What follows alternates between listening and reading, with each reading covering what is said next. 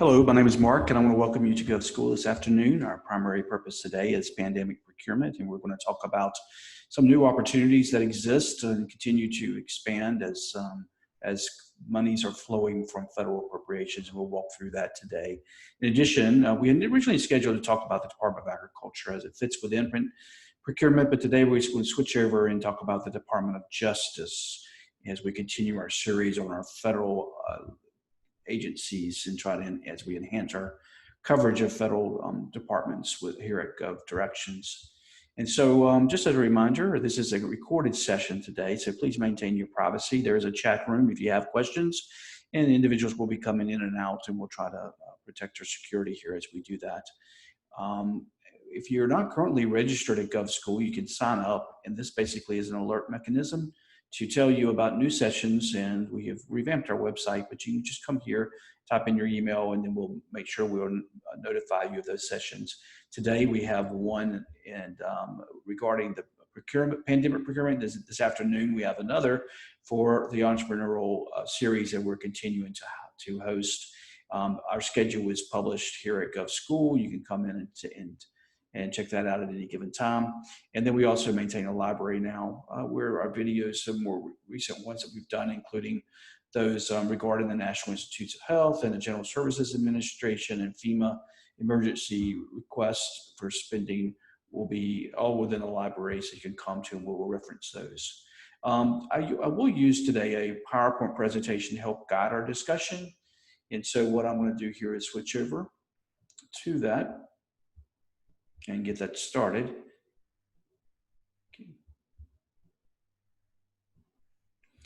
And just to recall, once again, this is for our new emergency bids, pandemic procurement, and the Department of Justice, and one of our series of GovDirections ZoomCast talking about these about appropriations that have been funded. Just as a reminder, GovDirections is located in Atlanta, Georgia. We serve just over 97,000 companies worldwide, and we were founded in 1998. And this year we expect to deliver just over 1.6 million listings to registered companies via daily personalized email. And also we've started the Zoom series this year, and as a result of the pandemic. And now I think we've touched just over 3,000 attendees since we've started that series. So just another way to reach our members to make sure you stay informed.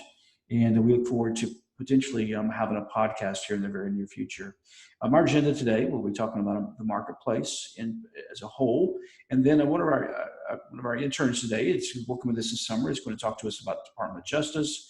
And then we're going to go do an overview of emergency bids. Excuse me there, and have an open microphone session where you can ask questions, but questions are always best in the chat box, as well as make sure you use the raise your hand feature if you have a question as we walk along. As a reminder, we've been talking about how HR 6074, which was the initial $8.3 billion appropriation, and then HR 6201 came quickly thereafter with another $192 billion, and then one of the largest spending measures in recent history, HR 748, was a $1.8 trillion, and that basically the initial start of the CARES, PPP, and so forth. And then a follow-up, because they recognized the PPP was not as fully funded as necessary, and that was another $489 billion transaction. If you are qualified for PPP and you have not applied for that, the deadline is coming up June 30th, so make sure you do take a part of that really helpful provision to help companies meander through this new period of uncertainty that we found ourselves in. And I always talk about the actual Congressional Budget Office publications. They did the best job at summarizing for us, and we always focus in specifically on the appropriations for procurement-related items. For example, as I point out here in HR 266, we talked about hospitals and the $75 billion that they've now are starting to receive to help them re-equip, and then the $25 billion that's going toward the expanding COVID-19 testing. I think it's expanded across the country as they continue to ramp up that testing. So that has led to us to really kind of focus in and zero in on this $1 trillion marketplace. It's a $4.5 trillion system normally, an additional $3 trillion spending by by local, state, and federal agencies. I actually read a note this morning that said even the local governments are going to find themselves at $1 trillion in a shortfall here in the next fiscal year. That's a significant amount of spending in the local area that's going to have to be cut back. Local governments do not have that capacity to operate in deficit provision, so they have to have that balanced budget. And so what you're going to either see is another potential provision from the federal level to help cover that in their spending, or you're going to see some rapid discounting in local budgets. And so they're just really faced with an uncertain time there, especially in those areas that are depending on bonded related debt. See, for example, our airports and transit systems and others, and are just finding really big shortfalls in mechanisms that are normally very solid to help fund those. So we've always now started taking this really fragmented marketplace to help explain to our members how these funds flow through. And I talk about those airport authorities and those rapid transit systems and local recreation districts. We use a lot of districts in the United States to deliver our services. In fact, over 39,000 districts where they have particular purposes in mind, oftentimes led by other governments, such as cities and counties and schools. And then we use those to provide services. A fragmented marketplace, certainly not broken. I always use the puzzle to kind of illustrate how we pull together this market. You know, when you open that puzzle box, it's 1,000+ pieces sometimes, and as you start to pull it together, it becomes a nice image and something that actually works. And that's what we do here at GovDirections. And as part of that fragmentation, we've been focusing on federal government agencies here and enhancing those services. A lot of the monies that we just talked about, that $2.43 trillion total appropriation package is funneled through those agencies, such as FEMA, the National Institute of Health, the Department of Homeland Security, and then another agency that we want to talk about this morning, and Max Simpson, who's one of our interns, a graduate student at the University of Georgia, has pulled together a session about the Department of Justice. And so what I'm going to ask is Max to come online here, and he's going to talk to you about this specific department and how to contact them. A lot of us don't realize that they really have their offices across the country, and Max is going to lead us through this short discussion. Hey, Max, you there?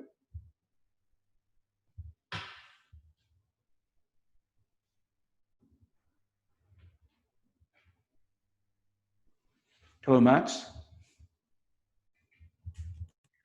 Maybe I had that on.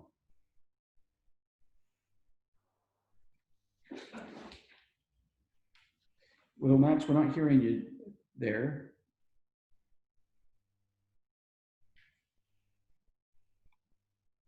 So Max is going to get back online, I'm sure. So we'll just give him just a second. Can you hear me now, Mark? Can hear you now. There you go. Yeah, so here you go. We're all using new technology here, and we are learning as we go as well. So here's Max. And how are you doing today, Max? I'm doing all right. Thank you, Mark. So there was no webinar for this one, but nonetheless, I'm here to give you an overview of the Department of Justice and how to do business with them. I actually did some investigating. They have a pretty good, concise small business page. They offer some big contracts, but it's good to really just get to know this business, because you want to expand your repertoire and quote unquote knock on as many doors as you can, make connections with the federal government. So click the next slide for me. So the Department of Justice, you've probably heard of it. It's hard to keep it out of politics, but this is what it is right now. So the Federal Executive Department of the United States government, responsible for the enforcement of law and administration. This is their seal right here. It's led by currently Attorney General Bill Barr. And this is their office in Washington, D.C., this building. And these are some of the bureaus that they oversee, and you've definitely heard of some of them. The Department of Drug Enforcement Administration, National Institute of Corrections, FBI, et cetera. The reason I listed these in particular is because these are the ones that do contracting with small business. So yeah, you can go ahead and click next. So this is the just a highlight of what their fiscal year 2020 spending looks like.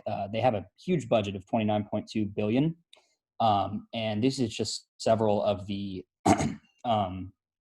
where they emphasize their spending. So they do everything from prisons to combating violent crime, national security, immigration, But the way they put most of their money is into state and local tribal programs. So that includes Project Safe and several other bureaus that are focused on the state level too.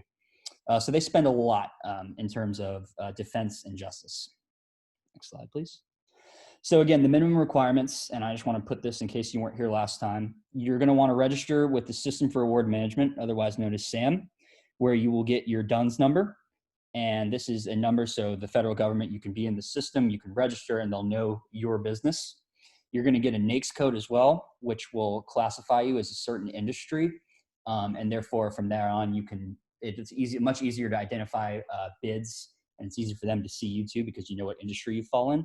The last thing you want to do is identify yourself as a small business if you qualify. There's small disadvantage, there's women-owned, etc. So, and then you're going to always want to check beta.sam.gov, and everything, from FedBizOps to System Board Management, it's all now imploded into beta.sam.gov. And you're going to also want to know the difference between a sources sought notice, which is essentially them putting out bids just to see the market. It's not an official RFI or anything like that, but it's just them seeing if there's an interest in what they're particularly looking for. And then you'll get to a special notice, which is closer to actually procuring a bid, when you'll get a request for proposal or a request for quote. So with that, I want to talk about the 2020 forecast, because this is you can download it as a PDF or an Excel sheet. I downloaded it as a PDF, but it's essentially a list of which companies or which branches of the DOJ are looking to do business and what they want. It includes small businesses, small disadvantaged, women-owned, HEB zone, which is, if you're historically unemployed area, and service disabled, veteran-owned small businesses. But it's also important to note that this is just really the surface value of the opportunities they have. They're going to list it. They're going to list the location, NAICS code, amount, everything like that. But it's not an RFI. It's not an RFQ. It's not an RFP. So it's not an official done deal, but it is a good place to start, and it's in one central database. Next slide. And hey, Max, I want to interrupt you right there, because I want to spend just a little bit of time on the forecast. This is what Max looked at, is the FY 2020 forecast. And GovDirections we monitor those routinely every year. And the FY 21 forecast will be out soon. And as that does come out, and Max is going to talk about what is an actual fiscal year here in just a second. But we monitor that for you. And those are our upcoming in our business intelligence area. And those are actually sent to you in your daily alerts, as well as you can come and actually at any given time pull down that PDF like Max referred to there. So let's go ahead, Max. Okay. So yeah, and this is just good knowledge to have in your toolkit anyways, but understanding a fiscal year. So the 2020 forecast, as Mark just pointed out, the federal fiscal year is from October 1st to September 30th. And the fiscal year listed, so FY 2021 will end in 2021. So that will be from October 1st of this year to September 30th of next year in 2021. And we are currently in FY 2020, which is started on October 1st, 2019, and will end on September 30th this year. And then as far as fiscal quarters go, it's just breaking down into a year. So quarter one would be October 1st to December 31st, quarter two, January 1st, and then et cetera. So this is just a look. This is just a screenshot of some of the opportunities and what it would look like when you look it in. So here they give you the bureau, which would, in this case, is the Bureau of Prisons. They give you the product and service description. So you can have anything from meat products, milk and bread. And then here's the NAICS code. So if you'll probably know your NAICS code. Eventually you'll memorize it, and you can see which is your particular area. And then there's a procurement method. So they have a small business set aside for most of these here. There's one that's GSA, one that's TBD. This is the estimated dollar range, and they want to give you a range because they're not sure exactly how much they want to give you. But and then the target solicitation dates, and target award dates are sort of ambiguous here, but I think that's on purpose because they just honestly don't quite yet know what when they want to do it. And it's probably ongoing as well. It's rolling. And here's the place of performance city. So there's Hairlawn, California, Chicago, Illinois, Inez, Kentucky, Lisbon, Ohio. And the incumbent is the business or businesses that previously held the contract. So here you see For the comprehensive medical services, it was a organization called WellPath. And then for here, comprehensive medical services, it was integrated medical solutions. But the biggest part is they give you a point of contact. So if you think that these can remotely apply to you, if this is your business, they list a point of contact, which is really nice of them. So it's always good if this remotely matches your business or interest, it would be good to reach out to them. Next slide, please. And so I want to add again, Max, here. So as we're talking through this and as a customer using our site, one of the good things about the information that you receive, and as Max has laid out here, you're able to actually pinpoint your opportunity. Because what you don't want to do in working with these governments is just go in there in a blind way in terms of trying to every single area without even being focused on what you're looking for. So if you are, in the milk bread business, then going in there and you know that the $250,000 to $500,000 contract is really in your wheelhouse, then in your small business set aside, then you can really pinpoint that and get in front of Lance Wiley here, who's got they've got the email right there on the page. So you're real focused in your approach, and you'll have more success when you are focused in trying to get responses from the various agencies. And at this point here, they're not in really in a cone of silence. So they're able to talk to you, get to know your company a little bit before the actual procurement method is actually in place. So I don't want to add that. Okay, Max, we'll go next. Yeah, so this is just more, this is from the DEA. And again, these are just, like Mark was saying, these are just excerpts from the full FY 2020 forecast. So the DEA, these are just some examples again, anything from hydrogen generators to lasers to cameras. Same thing, except most of these are to be determined after market research. The NAICS code's listed. And the target solicitation date, okay, and there's more.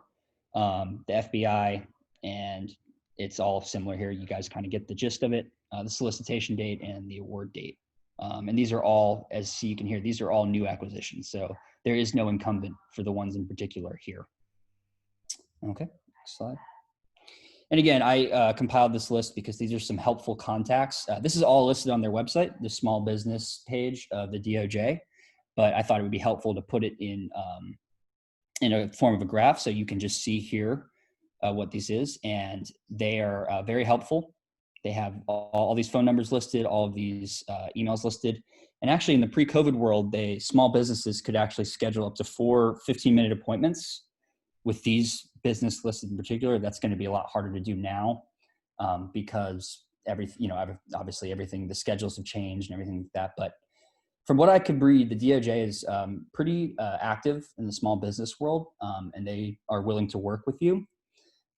And obviously, as Mark was saying, they're going to release soon their fiscal year 2021 forecast, and that is going to be something to keep an eye on because those are the fresh new contracts.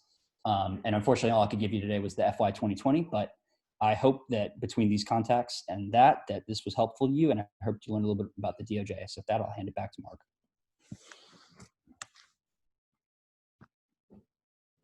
Thank you very much, Max. A job well done there going through that department. And each of these agencies are somewhat different. So it's important that you take a look at those. And here's Max's background. He's done a couple of these reviews for us, and he'll continue those throughout the summer.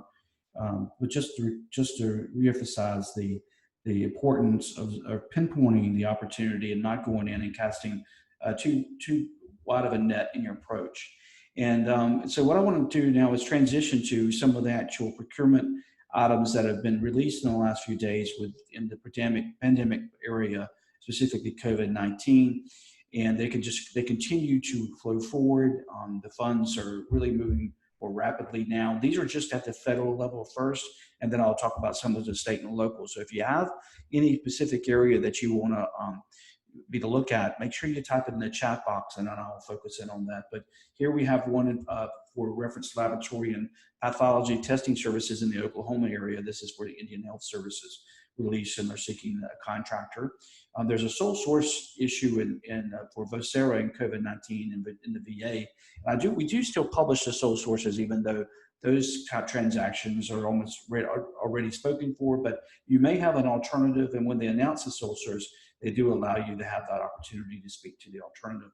In addition, we monitor worldwide, of course, with U.S. operations, and the Army is looking for terminal cleaning related activities in looks like there is in Korea area, primarily in Osan, Kasan, Suwon, Daegu, and Gwaju, and Kime air bases that are out there. We also have one in the VA hospital, clear acrylic flameless desk dividers, social distancing. I'm going to be using all of my language skills here today with all these different words, but that one's out in the VA hospital. We have one, again, this is in, I guess, in Japan, the Air Force, COVID cleaning across the, not only the world in our bases, but also in the United States as they really continue to get ready to re-employ organization or activities in-house and to make sure those facilities are disinfected or cleansed and beforehand, and then they're also coming in sort of coming after the fact when there's been an identification of COVID-19 on site. Here you're looking for also shielding products in the Army, contract out today. And when we also reporting on the winners that are out there, this year is for install 5 air scrubbers. The Signos won that for $16,983. That transaction was announced today. And Matt spoke to a couple of different comments about, sort of the future framework and how organizations are working. We're starting to see notices put forward by various agencies. Here's one for FEMA today, and they will have frameworks out that show you how to interact with them. And each of those agencies are providing that guidance to you. And we publish those in our business guides area of the GovDirections website. In addition, if there are specific requirements, the use of face coverings, for example, almost all requirements are required almost all facilities at this point, but they'll tell you that specifically in the announcements as well before you can come on site at these individual locations as they try to fight off this continued spread of the disease and across the country. And here you got a request for a sterile surgical gown. This is the VA, this is nationwide. A BioCort 8K instrument, sorry, I've got that spelling there, we'll correct that, for the National Institutes of Health. And then another winner for swabs. This is from Compass Medical Solutions for $129,000 contract there. We have what call right now for emergency COVID-19 surface side equipment. This is VA.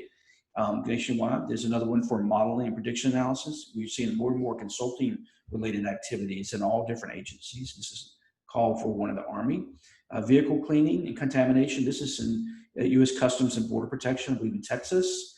A winner, Omnicell cabinet locking drawers. That was a $69,000 award that was made. COVID-19 support specifically. There's a call for an Oculus in VA. There's another one for a wash station for autos in the National Institutes for Health. And I guess it's not for autos, it's an automatic system, I'm sorry there. A Freezer Works Summit software for COVID-19, the National Institute of Health. And then nurse training for the Army. This is ICU related. That's a contract that's available today. That's been announced. Additional testing solutions to try to address I'm hearing in some places 2, 3, 4 hour waits for testing at this point. Homeland Security is seeking that contract request at this point. Isolation gowns, VA hospital, Tatterin maintenance modification. This is also the VA. And then 2 additional award announcements today. One for COVID test at $1.3 million for Harding Media, and then a cleaning contract for Coronado Distribution Company. Continue to see those cleaning contracts awarded. And so we want to focus in on some of the specific keyword functionalities in our search tools. And we talked about PPE, disinfecting, cleansing, concessions, and hotel in our announcement. So I do want to call attention to those. And so that what I'm going to do now is move to the actual web and pull up those bids for you as it requires a sharing change.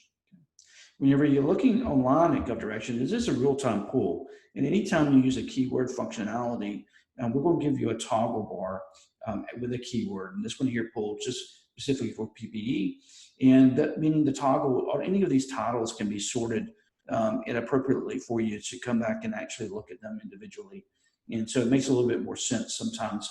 And when you're looking at a keyword like PPE, sometimes it's very specific in terms of safety related with the fire and police. Other times it could be for medical supplies. And so they're in there on different levels, but we're seeing them in Illinois, Nova Scotia, Ohio, Wyoming, Virginia, South Carolina, Quebec City, Asia Pacific. All these are active contracts. There's 121 current contracts that are available across the country. We only publish active listings, so they would be there for you to respond to. And just as a reminder, when you do see a listing, when you click through, you will be authenticated. But here, for example, this is for the Griffin Regional Education Service Agency in Georgia.